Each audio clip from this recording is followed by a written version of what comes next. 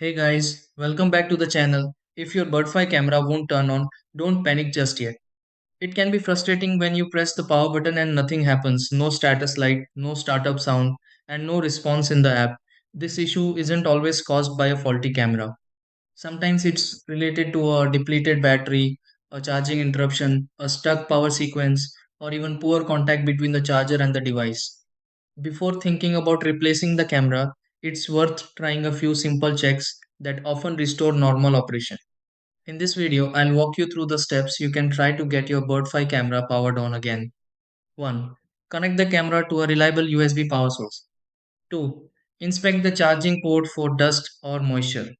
3. Leave the camera charging for about 45 minutes. 4. Hold the power button for several seconds to force startup. 5. Watch for the indicator light, then open the Birdfy app to confirm the camera is active.